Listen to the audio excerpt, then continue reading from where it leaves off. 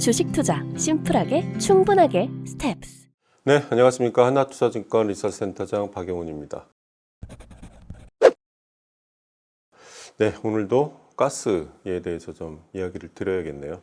일단 지난번 시간에 제가 드렸던 말씀 중에서 약간 좀 논란이 있었던 부분이 있었던 것 같은데 다시 한번 말씀드리고 정리하자면 제가 지난주에 이제 그런 말씀을 드렸어요. 중국이 LNG 수입량이 7월 달 기준으로 YOY로 거의 1000만 톤 정도가 적다. 그래서 중국이 이 LNG 비축에 들어가게 되면 가격이 더 강하게 올라갈 수 있는 요인을 제공할 가능성 상당히 높다라는 이제 말씀을 드렸고요. 그런데 이제 이 부분에 대해서 뭐 PNG도 있지 않냐, 뭐 유럽에 LNG 팔고 있지 않냐, 여러 가지 말씀들이 좀 있어서 그 부분 좀 정리하자고 말씀드리는데요. 일단 중국 같은 경우는요, 천연가스 자급률이 한 55% 정도가 됩니다. 나머지 45%는 이제 수입을 통해서 하고 있는데요. 그 45% 중에서 60% 정도가 LNG고요.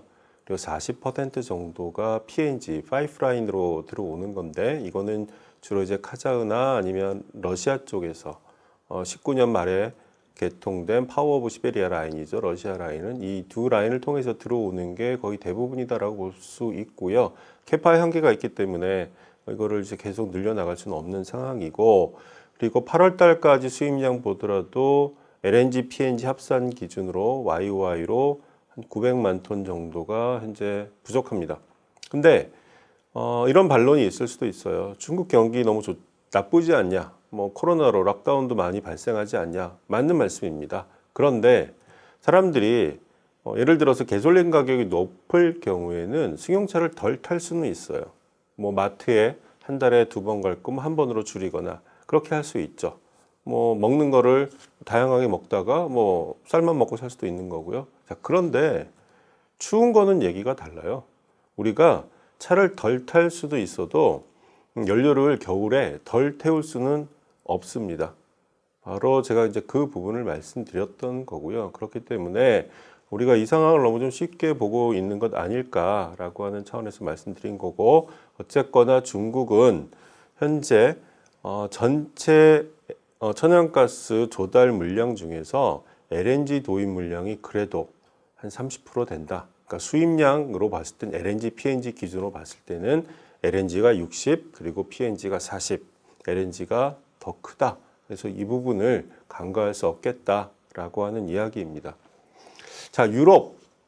가스 가격이 많이 내려갔죠. 현재 MMBTU당 55, 60불 정도 하고 있습니다. 근데 스파이크 났던 부분이 떨어졌던 거고요. 하지만은 뭐 2년 전과 비교했을 때는 여전히 9배에서 10배 가까이 높은 가격이고, 가격 흐름도 되게 불안하죠. 언제 다시 튈지 아무도 모른다라고 하는 두려움은 항상 가지고 있는 거죠. 근데 지금 시점에서 우리가 봐야 될 부분은 뭐냐면, 이제 슬슬 날이 추워지기 시작하니까 주입량과 회수, 그러니까 인젝션과 위드로울에 대한 비율이 어떻게 변할 거냐인데요.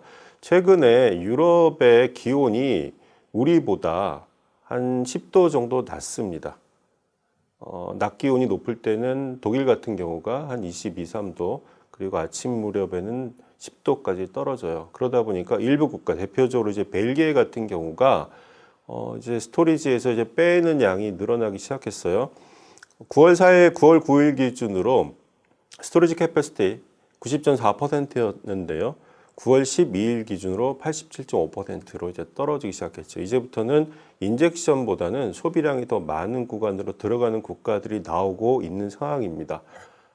그러다 보니까 가스 가격도 높고, 그러다 보니까 이제 어떤 재밌는 현상들이 몇 가지 좀 발생되고 있어요. 대표적으로 독일 같은 경우를 보면요.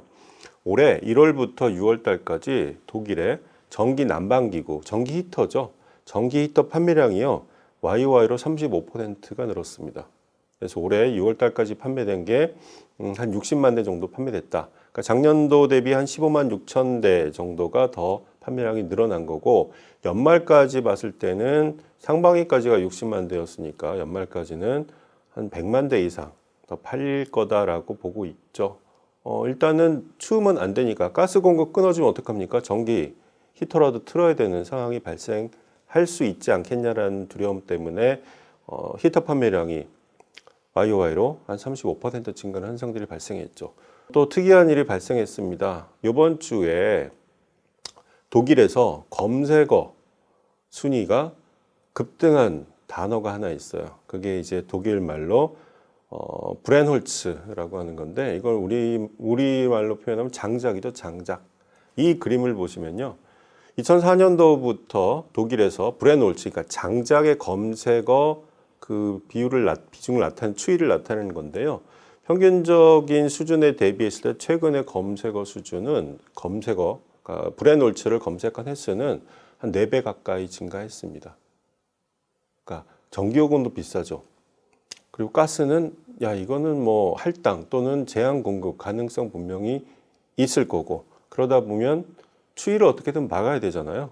뭐 유럽은 뭐 대부분 단독주택들이 많고 그런 경우에는 대부분 난로들, 벽난로들은 있으니까 장작에 대한 검색 수가 급증하는 현상들이 나타나고 있는 거죠. 어쨌거나 모든 게 해결된 거는 전혀 아니다라고 하는 부분들에 대해서 우리가 계속 긴장을 늦출 수는 없겠다. 여기에 이제 중국도 겨울을 앞두고 LNG 비축을 늘리기 시작하게 되면 악재가 거듭될 수 있는 부분이다라고 하는 걸 생각해 줘야 될 것 같고요. 그럼 이 상황이 언제까지 계속 갈 거냐라고 하는 건데, 유럽의회에서 이야기하는 부분은 3, 4년간 계속 될 거다라고 이야기를 하고 있습니다. 3, 4년간. 왜 3, 4년간인가 하면요.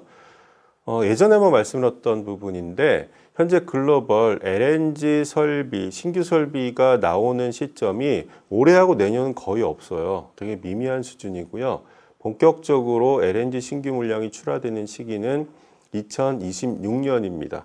그러니까 대략 한 4년 정도 남은 거죠. 그래서 향후 3, 4년간은 특히 가스에 대해서는 높은 가격이 유지될 수밖에 없다라고 하는 거는 유럽의 그 지도자들도 다 공통적으로 이야기하는 부분입니다. 그런 상황에서 올해보단 내년 그리고 내후년, 뭐 내년 정도 가게 되면 더 심해질 수도 있긴 하겠습니다만은 러시아에 대한 가스 의존도를 끊어버리겠다라는 거죠. 그리고 원유에 대한 부분도 뭐 가격 상한제 12월 중반에 적용할 거다라고 하는 거고, 뭐 그렇게 되면 결국 러시아는 유럽에 대해서 원유도 판매하지 않을 가능성이 굉장히 높고요.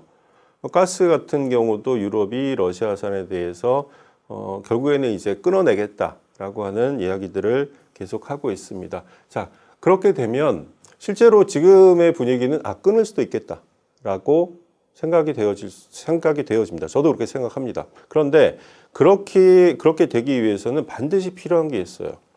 그게 뭐냐? 스토리지입니다. 가스를 저장할 수 있는 설비가 있어야 됩니다. EU 합산 기준으로의 저장 능력은 1112 테라와트시. 단위는 별로 중요하지 않습니다. 그냥 숫자의 어마운트만 보시면 될 것 같은데요. 1112 테라와트시이고요.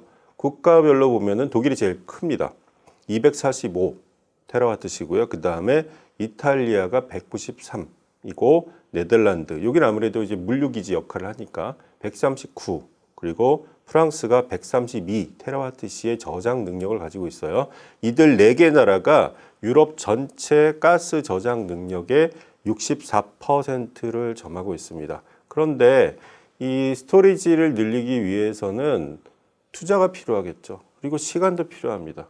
이 시간도 4, 5년 가까이 걸려요. 그런데 4, 5년이 있게 지나고 나면 어떤 일이 벌어지나? LNG 설비가 미국을 또는 카타르 또는 모잠비크 등에서 LNG 신규 액화 설비가 급증합니다. 2026년도에. 그러면 그때 가서는 LNG 수급이 지금보다 매우 원활하게 이루어질 수밖에 없을 텐데, 그런 상황을 두고 물론 예비적 차원에서 추가적인 스토리지 확보는 필요하겠지만 대규모로 스토리지를 지금 짓는 프로젝트를 진행하는 게 맞냐라고 하는 고민도 분명히 할 수밖에 없어요. 자, 그런 상황에서 우리가 관심 있게 봐야 되는 국가가 우크라이나예요. 우크라이나. 물론 관심의 핵심이죠. 우크라이나. 왜 우크라이나를 말씀드리냐 하면요. 우크라이나는 전통적으로 러시아에서 유럽으로 오는 가스의 관문이죠. 우크라이나를 통해서 대부분의 가스가 유럽으로 보내졌습니다. 그러면 우크라이나에는 뭐가 많겠습니까? 가스 저장 설비가 많습니다. 그 규모가 어느 정도냐면요. 325테라와트시에 달합니다. 이 325테라와트시는요. 현재 유럽이 가지고 있는 전체 저장 능력의 30% 정도가 되는 수준이에요. 현재 우크라이나의 가스 스토리지의 그 저장률은 28% 정도 수준입니다. 최근 기준으로요. 그러니까 저장을 잘 못하고 있는 거죠. 전쟁 때문에. 자, 그런데 유럽이 올해는 아니더라도 내년이나 내후년에 우크라이나의 저장 설비를, 가스 저장 설비를 사용할 수 있다라고 하면 상황은 지금보다 매우 달라지게 됩니다. 그러니까 리스크가 줄어들게 급격히 감소하게 된다라고 하는 거죠. 물론 이 저장 설비가 추가적으로 우크라이나 거를 활용했을 때 유럽이 현재 가지고 있는 것보다 30% 증가해서 분명히 여유롭다. 물론 그렇다 하더라도 여기에 이제 가스를 얼마만큼 채울 수 있느냐는 별개의 문제입니다. 하지만 스토리지 캐퍼시티가 지금보다 갑자기 30% 늘어난다라고 하는 부분은 변동성을 완화시켜 줄 수 있는 요인으로서 매우 긍정적 요인으로 작용할 수 있다라고 저희는 판단하고 있습니다. 그렇기 때문에 지금 이 전쟁, 최근의 뉴스 상황 봐서는 우크라이나가 상당히 좀 잘 싸우고 있는 상황으로 읽혀지고 있고요. 그런 상황이 이제 계속 진행이 돼서 내년부터 유럽이 우크라이나의 가스 저장 설비를 사용할 수 있다라고 하면 이거는 새로운 상황이 펼쳐진다라고 하는 거죠. 그때부터는 이제는 정말 러시아의 가스를 완전히 끊을 수도 있다. 그렇게 끊는다 하더라도 유럽은 겨울철을 나는데 특히 예를 들어 내년 겨울 같은 경우에 올해보다 저장 능력이 30% 증가하기 때문에 상당히 여유롭게 이를 운영할 수 있다라고 하는 부분에 대한 변화가 있을 수 있지 않겠나라고 좀 조심스럽게 생각해 봅니다. 물론 전쟁이 어떻게 될 거냐 이거를 제가 결론지어서 말씀드리기는 어려워요. 하지만 유럽이 아무런 카드를 들고 있지 않은 건 아니다. 상황이 반전될 수 있는 카드는 분명히 가지고 있다라고 생각을 하고 있고요. 물론 긍정적인 상황으로 긍정적인 낙관적인 낙관회로를 돌리면서 계속 좋게 생각할 수는 많은 없기 때문에 당장은 유럽의 전체적인 가스의 주입량 그리고 사용량 이런 것들을 계속 보면서 이것의 방향에서 어떻게 흘러갈 거냐를 계속 와치할 필요 있고 중국의 LNG 시장의 추가적인 물량 확보에 대한 것도 계속 관찰할 필요가 있을 것 같고요. 그렇지만 장기적으로 놓고 봤을 때는 현재 전세가 우크라이나 쪽에 유리하게 전개되었을 경우에는 우크라이나의 가스 스토리지를 사용할 수 있기 때문에 가스 가격은 지금보다 상당히 안정되어질 수 있겠다라고 하는 부분을 생각해야 될 필요가 있습니다. 이거는 저도 지금까지 생각하지 못했던 문제고요. 제가 최근에 우크라이나를 다시 한번 꼼꼼히 살펴보면서 생각보다 저장 규모가 상당히 많다라고 하는 부분을 지난주에 알게 됐고요. 그래서 이번 주에 말씀을 드리는 겁니다. 어떻게 상황이 전개될지는 알 수 없으나 여러 가지 변수들을 다 함께 놓고 고민해야 될 필요가 있겠습니다.